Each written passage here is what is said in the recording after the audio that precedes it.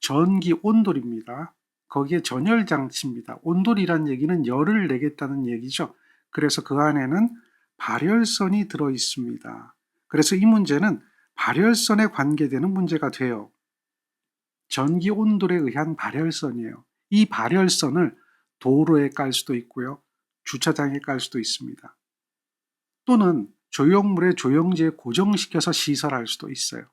이때에 이 발열선에 전기를 공급하는 전로의 대지 전압은 몇 볼트 이하여야 하는가 이렇게 물어봐요. 발열선에 전기를 공급하는 전로의 대지 전압은 300볼트입니다. 그리고 MI 케이블 씁니다. 이런 정도는 기억하고 있어야 되겠죠? 그 다음 문제 볼까요? 교통신호등 시설에 관한 내용입니다. 이 공사 중 옳지 못한 것 이렇게 물어봐요. 교통신호등도 전압이 나오죠? 항상 300 아니면 400이잖아요. 기억하세요? 교통신호등에서 여러분들이 기억해야 될 것. 교통신호등 제어장치 2차 측 배선의 최대 사용전압이죠. 얘는 사용전압입니다. 교통신호등은 사용전압으로 해서 300V 이하다. 3번에 보면 이렇게 이야기하죠. 교통신호등 제어장치 2차 측 배선의 최대 사용전압은 400V 이하이다가 아니란 얘기입니다. 300V 이하가 되는 겁니다. 그래서 답은 3번이 되는 거예요. 그리고 교통신호등 인하선의 높이가 있습니다. 인하선의 높이는 얼마일까요? 2.5m 이상이 돼야 됩니다. 2번에 보면 교통신호등 인하선의 높이는 2.5m로 하였다. 맞죠? 그리고 전선은 일반용 단심 비닐 절연 전선 쓰는 거 맞습니다. 또는 내열성 에틸렌 아세테이트 고무 절연 전선도 가능합니다. 그리고 제어 장치의 금속재 부분은 당연히 접지 공사를 해야 합니다. 교통신호등에서 시험에 나올 수 있는 것은 두 가지 정도가 시험에 나오죠. 바로 전압의 관계와 인하선의 높이에 대한 이야기, 이런 것들이 시험에 나올 겁니다. 그 다음 77번 예제입니다. 금속재 부식을 방지하기 위해서 지중 또는 수중에 시설하는 전기 방식 회로, 부식 방지 회로라고 문제가 주어질 수도 있지만 지금처럼 방식 회로라고 주어질 수도 있습니다. 방식 회로 하면 전기 부식 방지 회로입니다. 전기 부식 방지 회로를 방식 회로라고 하는데요. 지중이나 수중에 매설하는 거죠. 이렇게 하는데 전압이 얼마짜리 써야 될까요? 라고 물어요. 지중에 사용하잖아요. 수중에 사용하잖아요. 전압이 높을 리가 없죠. 그래서 100V, 120V 이건 아니에요. AC 60이냐, DC 60이냐라고 물어보는데요. 기억하세요? 당연히 높은 전압은 아니고요. 낮은 전압이 돼야 되는 건데 어떤 전압이 돼야 되냐면 특별저압 이하가 돼야 됩니다. 특별저압 이하. 특별저압이라는 것은 얼마죠? 교류로 50V. 이걸 특별저압이라고 해요. 이거보다 낮은 거 찾으면 돼요. 그리고 그러니까 직류는 파고값으로는 주어진 값이 똑같아요. 직류 60V는 최대값 60이에요. 최대, 파고. 요 값이 60이에요. 교류 60 하면 최대값이 아니죠. 최대값은 60 루트 2가 돼요. 예를 들어서 교류 60V 이렇게 된다는 이야기는 파고값이 60에 루트 2V가 되는 거예요. 이렇게 되는 건 안단 말이에요. 교류 50V에 해당되는 파고값은 당연히 50 루트 2가 되잖아요. 이거보다 작은 거 찾아야 돼요. 교류 50V가 특별저압이면 특별저압을 파고값으로 나타냈을 때 그거보다 작은 직류값 1번이 되는 거죠. 특별저압보다 작아야 돼요. 그렇게 생각하면 이 문제 답을 찾아낼 수가 있어요.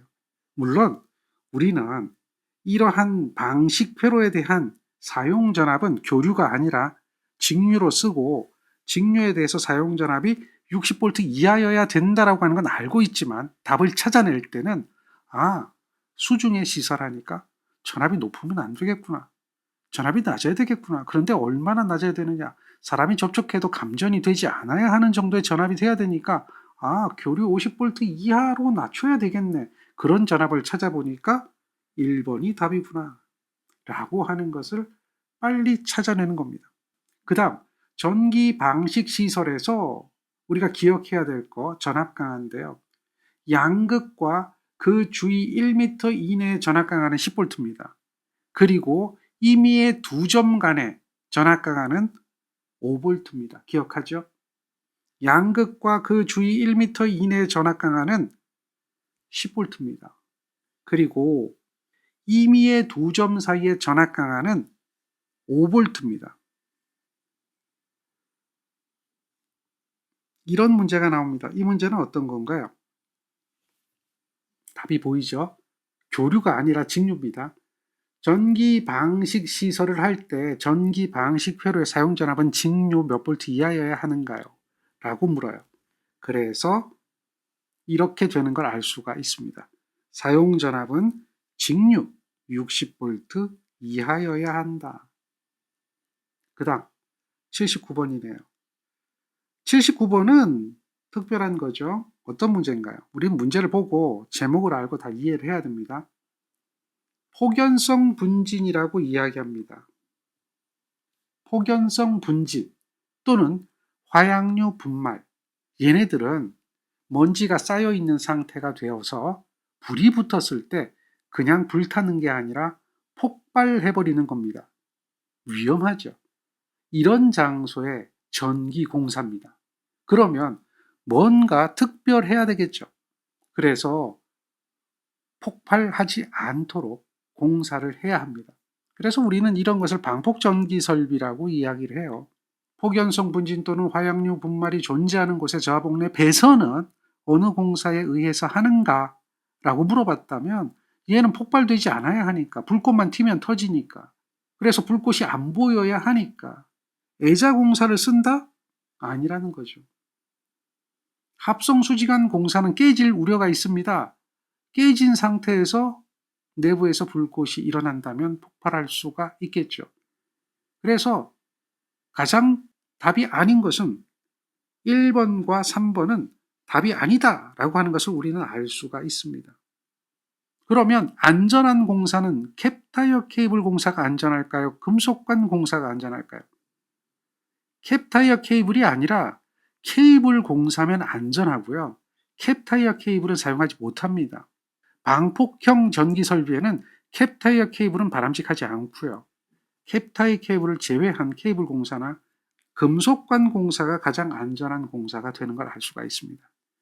방폭전기 설비, 여기에 사용되는 배선 방법은 금속관 공사, 케이블 공사에 의해서 시설할 수가 있습니다.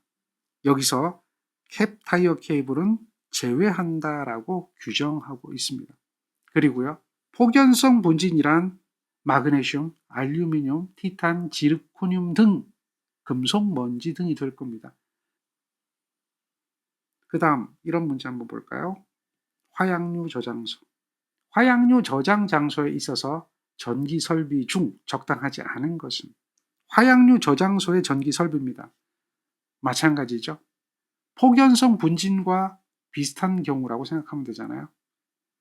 이 화약류 저장소의 전기 설비는 대지 전압은 300V 이하가 되는 것 맞습니다. 그리고요, 상식적으로 한번 생각해 보세요.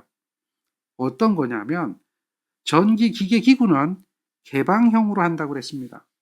폭발할 우려가 있는데 전기 기계 기구를 개방형으로 해버리면 기계 기구에서 불꽃이 일어나면 개방되어 있기 때문에 화약류에 착화해서 폭발될 수 있지 않을까요? 그러니까 문제만 읽어보면 개방형일 것, 이게 바로 보여야 되는 거죠. 개방형으로 하면 안 됩니다. 그럼 어떻게 해야 되죠? 전폐형으로 해야 됩니다. 그 다음 전기기계 기구에 인입할 때는 인입구에서 케이블에 손상이 되지 않도록 해야 합니다. 케이블이 손상되면 폭발할 우려가 있습니다. 그래서 캡타이어 케이블은 안 됩니다. 왜? 손상될 우려가 있기 때문에. 그리고 화약류 저장소 안에 전용의 개폐기 또는 과전류 차단 장치를 시설해야 됩니다. 그리고 지락 차단 장치 또는 경보 장치를 시설해야 합니다. 그래서 아닌 것 2번이 되겠죠. 법에는 이렇게 나와 있습니다. 화약류 저장소 안에 전기 설비에 전기를 공급하는 전로에는 화약류 저장소 이외의 곳에 전용의 개폐기 및 과전류 차단기를 각극의 취급자 이외자가 쉽게 조작할 수 없도록 취급자만 조작할 수 있도록 시설하고 그 전로에 지락이 생겼을 때 자동적으로 그 전로를 차단하거나 경보하는 장치를 시설해야 한다라고 규정하고 있습니다. 그러니까 그 내용을 기억하면 3번과 4번은 맞는 이야기가 되는 거죠. 그 다음 흥행장, 무도장 이런 겁니다.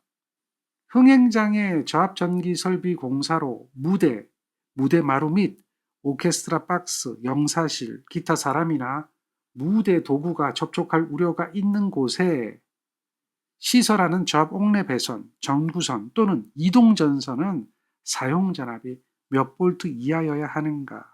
라고 묻습니다. 이런 경우는 이동전선이므로 사용전압은 400V 이하가 되면 됩니다. 자, 300V, 400V 기억하죠? 대부분 답은 300V나 400V입니다. 둘 중에 하나를 구분할 수 있도록 하시면 되고요. 특별한 경우는 전압이 굉장히 낮아야 되는 경우도 있죠. 그런 경우는 놀이용 전차, 롤러코스터, 조금 전에 봤던 전기 방식 시설 이런 것들이 되겠죠. 자, 여기까지가 이제 문제를 여러분들이 다 풀어본 겁니다. 고압 및 특고압 전기 설비입니다. 고압 및 특고압 전기 설비라고 하는 것은 주로 변전 설비 중심으로 이루어지겠죠. 그리고 송전선로, 배전선로 중심으로 이루어지겠죠.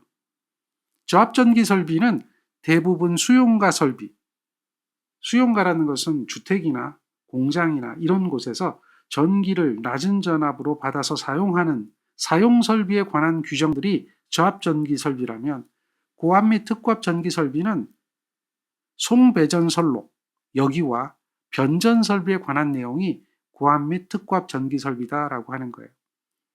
그래서 얘는 송전의, 배전의 규정이다. 이렇게 생각하고 공부를 하시면 조금 더 쉬울 겁니다. 그리고 여기에 있는 이 규정들이 저압전기 설비 규정하고 크게 다르지 않아요.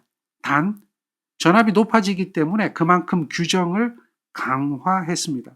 따라서 간격이 이격거리가 조금 더 늘어나는 거죠. 그런 정도로 이해하면서 같이 문제를 살펴보고 정리를 해주면 돼요. 자, 여러분들이 지금 보고 있는 이 내용들은 고압 및 특고압 전기 설비에 나와 있는 문제들의 해설만 발췌한 거고요. 중복되는 것은 가급적 뺐고 중복되지 않은 부분으로 해서 3장에 관련된 내용들을 다 해설지만 옮겨 놓은 겁니다. 따라서 이 해설만 잘 이해하고 정리하고 있으면 문제 푸는 데는 별 어려움이 없을 겁니다. 여기서 여러분들이 기억해야 될 얘기 한번 살펴봅니다. 절연유 누설에 대한 보호. 기름이죠. 기름이 누설되는 것을 보호해라 이런 얘기입니다. 기름이 누설되면 환경 오염을 가져옵니다. 이런 기름이 있는 설비는 주로 어디에 있느냐라고 하면 변전소 이런 곳에 있겠죠. 대표적인 것들은 유입변압기, 그 안에 절연유가 들어있죠. 이런 절연유가 누설되면 안 된다. 따라서 누설되지 않도록 해라라고 하는 거예요. 그래서 이런 이야기를 합니다. 옥내기기든 옥외기기든 절연유 유출 방지 설비를 해둬라 라고 하는 거예요. 옥내기기가 위치한 구역의 주위에는 누설되는 절연유가 스며들지 않는 바닥, 거기에 유출 방지턱을 시설하거나 건축물 안에 지정된 보존구역으로 집유해야 한다라고 하는 거예요. 그러니까 기름이 외부로 넘쳐나지 않도록 하고 어느 한 곳에 모여서 그것을 처리할 수 있도록 해라. 이런 얘기를 하죠. 이거는 상식선에서 보면 금방 이해가 됩니다.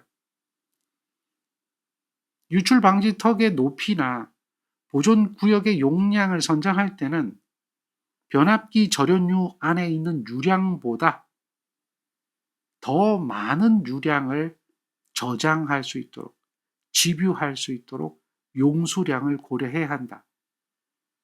변압기 안에 있는 유량만큼 집유하는 게 아니다라는 거죠. 왜? 화재 등이 발생하게 되면 소화 작업을 하게 될 겁니다. 그랬을 때 소화 약재로 소화 작업을 할 때 그때 절연유보다 많은 용수량이 생길 겁니다. 그래서 그것까지 고려해서 보존 구역의 용량을 더 크게 해야 한다라고 규정하고 있습니다. 상식선에서 생각하세요. 그러면 이해가 될 겁니다. 그 다음 여러분들이 좀 생각해야 될 게 있어요. 5개 설비의 절연유 유출 방지 설비. 절연유 유출 방지 설비 선정은 기기에 들어있는 절연유의 양, 우수, 빗물입니다. 우수 및 화재 보호 시스템의 용수량, 근접 수로, 토양 조건을 고려해서 선정해야 한다라고 이야기를 하죠. 집유조 및 집수탱크가 시설되는 경우는 집수탱크 최대 용량 변압기에 유량에 대한 집유 능력이 있어야 한다라고 이야기하고 있어요. 가장 큰 변압기가 고장나서 유가 유출되었을 때도 그것을 모두 집유할 수 있어야 된다라고 하고요. 벽, 집유조, 집수탱크, 관련된 배관은 액체가 침투하지 않도록 해야 한다라고 이야기합니다. 절연유 및 냉각액에 대한 집유조 및 집수탱크의 용량은 물의 유입으로 지나치게 감소되지 않아야 하며 자연 배수 및 강제 배수가 가능해야 한다라고 하고요. 다음 추가적으로 수로 및 지하수를 보호해야 한다라고 규정하고 있습니다. 절연유는 유출되면 안 되기 때문에 이런 설비를 한다. 환경 보존이다라고 하는 것을 이해하면 되겠습니다. 예제입니다. 5개 변전소에서 환경 보호를 위하여 절연유를 함유한 기기는 반드시 어떤 것을 해야 하는가? 절연유를 함유한 이렇게 얘기했습니다. 절연유가 있기 때문에 절연유가 누설되는 것을 막아야 되겠죠. 그래서 절연유 유출 방지 설비를 해야 한다. 이렇게 되는 것 알겠죠? 320절 접지 설비입니다. 접지는 해야 하죠. 왜 합니까? 접지의 목적은 감전 방지, 화재 방지 이런 것들이 될 수도 있고요.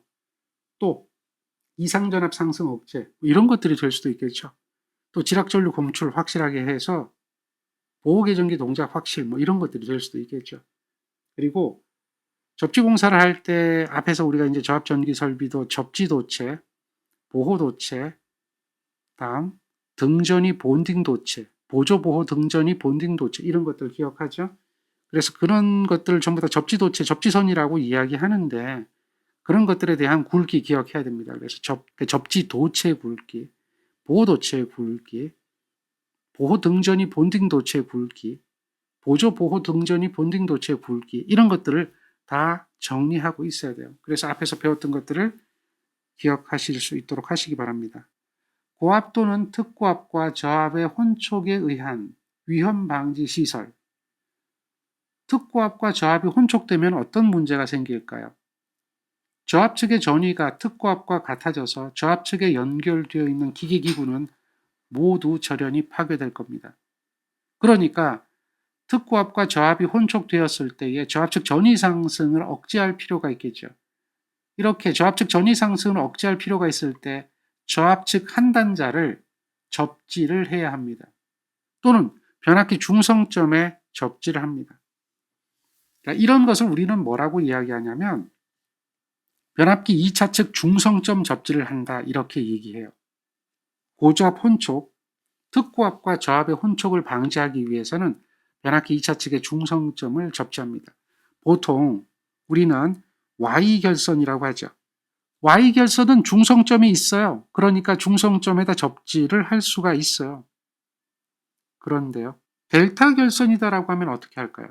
델타 결선은 중성점이 없습니다.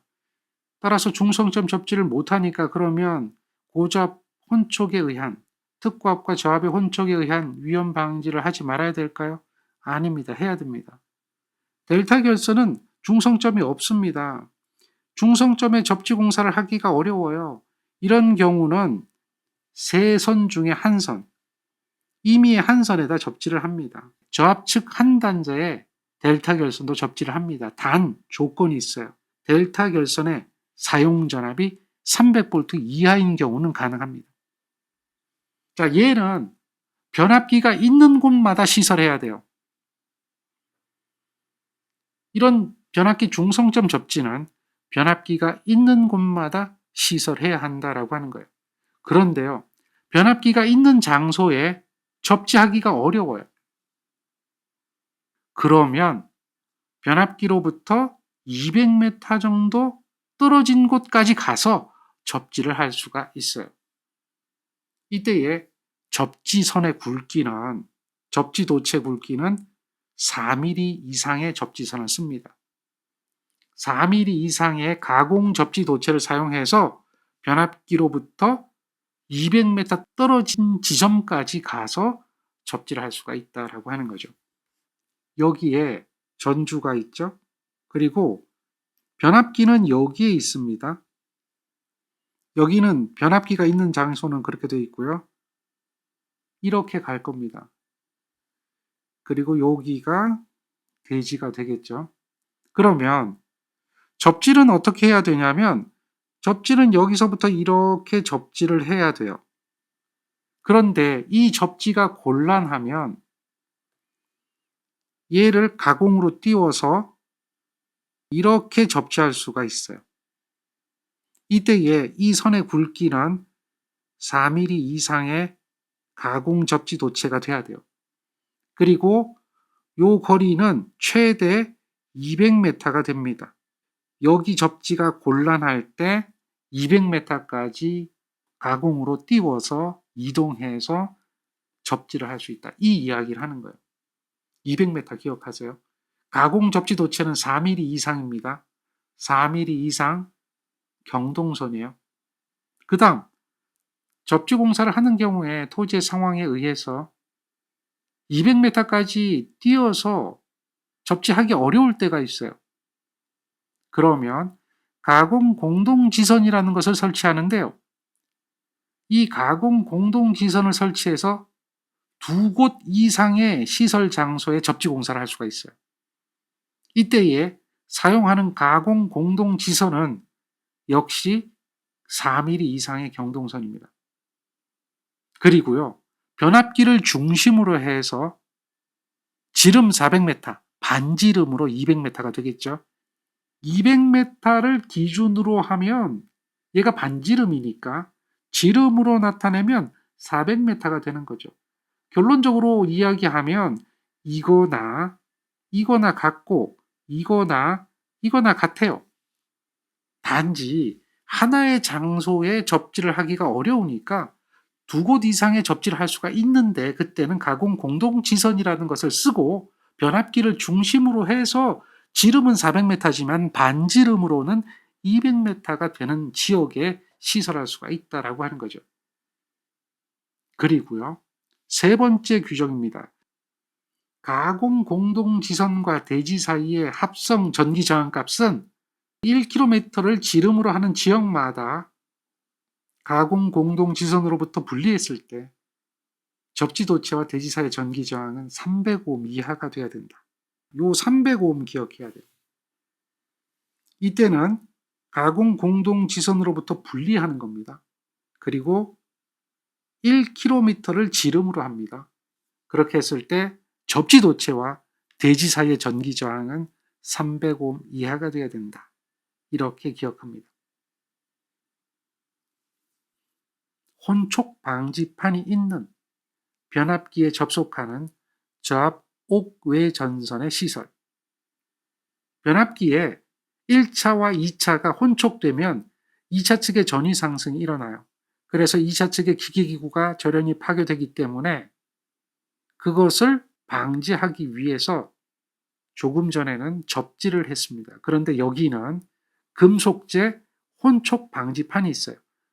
특고압 권선과 저압 권선 사이에 또는 고압 권선과 저압 권선 사이에 금속재 혼촉 방지판이 있고 그 혼촉 방지판에는 접지 공사를 합니다. 이 이야기는 변압기 1차와 변압기 2차가 접촉되어서 2차 측 전위 상승이 되지 않도록 하기 위한 거예요. 혼촉 방지판에는 접지 공사를 합니다. 그때에 5개 전선입니다. 그러한 변압기에 접속하는 5개 전선은 하나의 군에만 시설하고요. 저압 가공 전선로 또는 저압 옥상 전선로로 시설할 때는 케이블로 써야 하고요.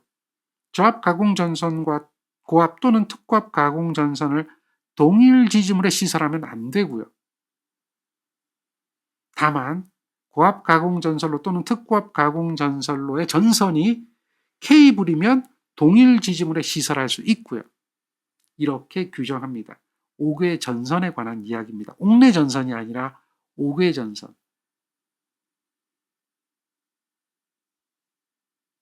특고압과 고압의 혼촉 등에 의한 위험 방지 시설. 여기서 여러분들이 기억해야 될 것은 방전 장치가 나옵니다. 방전하는 장치를 그 변압기 단자에 가까운 곳에 하나의 극에 설치하는데요. 이때에 방전하는 장치는 고압전로에서는 사용전압의 3배 이하, 이런 방전하는 장치는 사용전압의 3배 이하의 전압이 가해진 경우에 방전합니다. 사용전압의 3배라고 하는 걸 기억하십시오. 얘가 시험 문제에 나오니까요. 전로의 중성점 접지. 변압기 중성점 접지가 되겠죠. Y결선의 중성점 접지. 변압기의 안정권선이나 유휴권선 또는 전압조정기의 내장권선을 이상전압으로부터 보호하기 위해서 변압기의 전로의 중성점에는 접지공사를 합니다. 이 접지공사의 목적은 이상전압으로부터 보호하는 겁니다. 이상전압이란 이야기는 정상적인 전압이 아니라 정상전압보다 높은, 허용전압보다 높은 그러한 전압, 이것이 들어왔을 때 이상전압이라고 하는데 이것들을 주로 서지라고 불러요. 이상전압을 서지라고 부르고 이 서지는 외부에 의한 서지, 내부에 의한 서지가 있죠. 외부에 의한 서지는 뇌서지, 유도뇌, 직경뇌 이런 것들이 있을 거고요. 내부에 의한 서지는 일선지락시 전위 상승 이런 것들이 되겠죠. 변압기의 안정권선이나 유휴권선 또는 전압조정기의 내장권선은 이러한 이상전압으로부터 변압기를 보호하기 위해서 중성점을 접지를 합니다. 전로의 중성점 접지의 목적은 보호장치의 확실한 동작 확보가 목적입니다. 이 이야기는 지락전류 검출이죠. 지락전류를 쉽게 검출해야 돼요. 얘가 목적이 되는 거죠. 자, 이게 첫 번째 목적이에요. 그 다음 두 번째 목적이 뭘까요? 전위상승 억제. 중성점의 전위상승 억제. 이 두 번째 목적은 일선지락시 전위상승. 몇 배가 되죠? 유효접지는 1.3배 이하가 되죠? 이런 것들이 되는 거예요. 이런 것을 목적으로 해서 전로의 중성점 접지를 합니다. 그래서 여러분들이 배우는 게 있죠? 어떤 걸 배워요? 이 중성점 접지의 종류가 나오잖아요. 중성점 접지의 종류는 직접 접지, 저항 접지, 리액터 접지 이렇게 되죠. 그리고 비접지, 접지를 하지 않습니다. 리액터 접지는 소호 리액터 접지를 합니다. 저항 접지는 잘 하지 않고 있고요. 직접 접지는 유효 접지를 하죠. 이런 내용을 전력공학 시간에 배웠어요. 그게 그대로 적용이 되는 겁니다. 이때 여러분들이 좀 기억해야 될 게 있습니다.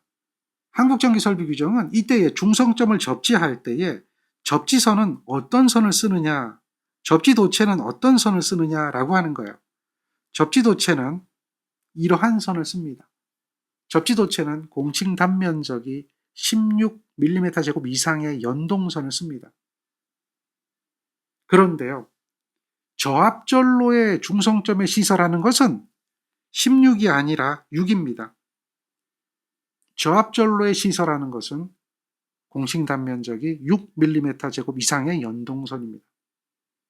그리고 얘네들은 고장 전류가 안전하게 흐를 수 있도록 하는 것을 써야 합니다. 그리고 손상을 받을 우려가 없어야 합니다. 어느 것에 고장 전류를 안전하게 흘리고 고장 전류에 의해서 손상받을 우려가 없도록 시설해야 합니다. 접지 도체에는 리액터나 저항기가 연결될 수가 있습니다. 저항 접지는 저항기가 연결되고요. 리액터 접지는 리액터가 연결되겠죠. 그랬을 때 저항기나 리액터 등은 고장 시에 흐르는 전류를 안전하게 흐를 수 있도록 하는 것을 사용해야 합니다. 당연한 이야기를 하는 거죠.